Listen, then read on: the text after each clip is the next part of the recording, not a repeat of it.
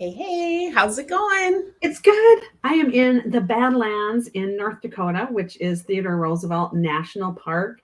And yesterday, I know I sent you Marco Polo of the bison, the herds of bison, and they're going over the road. We were in a bison traffic jam for like 45 minutes last night. It was so fun. They're humongous.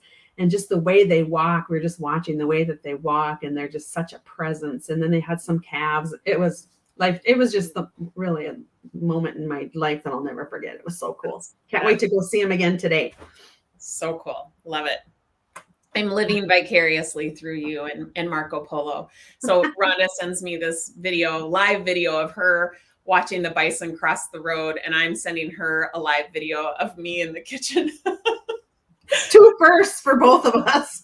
Two firsts for the both of us, yes. I was very proud of you, just so you know. Thank you. We had a great call in Mastery this morning. We started it's the beginning of September, so we started a new focus, and you're talking about the scale and how we make it mean so much about ourselves. And you had just some really great advice on how to handle the scale. Yeah. So one of the things that we tend to forget is that, the scale is just one unit of measure. And most of us use the scale as a unit of measure for self-worth, whether you want to believe it or not. It is absolutely being used against you. So you want to lose weight and you go step on that scale, you already know the beat down that's going to happen before you step on that scale. Because if it says anything higher than what you want it to say, you are going to make that mean something about your self-worth. So one of the things that I like to advise our clients on is, if you're going to use the scale as a unit of measure, you're not allowed to use that unless you couple it with another unit of measure, like how am I feeling, or how are my clothes fitting, or what are my measurements, or what are my thoughts, or what has my self-care been like for the week. Like, that's something that I think is so incredibly helpful. But the scale is just data, you guys. It is not anything outside of that. It is just data on what your body weighs in this very moment. That's it. And if you're looking at it in any other way, then you are engaging in very dramatic thoughts that I promise are not serving you. So one of our masters was like, I'm trying to believe that the scale is just data.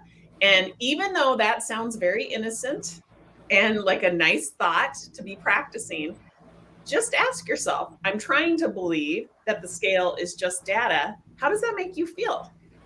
And that was making her feel skeptical, right? Or like, it's maybe not believable, and which would make perfect sense. We've lived so many years believing that the scale actually informs us of our self-worth, if we're being honest, and not just data. And so that's a hard thing to believe. So we're probably going to feel skeptical. And then we're going to stay in that trying mode. And we probably will not use any other unit of measure. We're only going to be uber fixated on what those numbers are. We do not connect back to why we even want to lose weight in the first place, which is really important to know when you're engaged in anything. Why is it that that's what you want?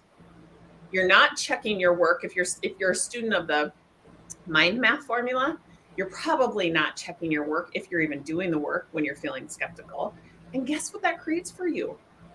You're literally circling the drain, and you stay in the I'm trying. Okay? And I'm just going to be really honest with you. That is not serving you. If that's you, it's not serving you. Who wants to stay trying? Nobody. We want to make progress. And so in our Self-Made Mind and Body class, which is the next hour, that's what we're doing. We've got some people that are in the class. We have some people who are in the taste test, which if you haven't seen the offer of the taste test, it is 4 weeks of group coaching and 4 lessons on how to build out your protocol that includes food for fuel and fasting, and it's $200. It is like a no-brainer. So if you're listening to this and you wanted to check us out, now's the time. Yeah, and then they get to come into the Zoom calls, so they can hear how you're coaching and how people are throwing in some is weight, and a lot of it has just to do with life circumstances. One of the gals is going to her doctor today, and she was, she was very apprehensive about how the doctor was going to work with her on what she's trying to accomplish, and so you're able to coach her through that. It worked out really well.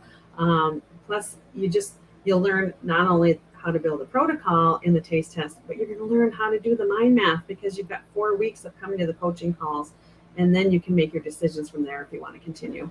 It's awesome. Yeah. Great opportunity. Yeah. If you've tried any other way to lose weight, and that's included like a script or a list of boxes to check, this is what you're missing.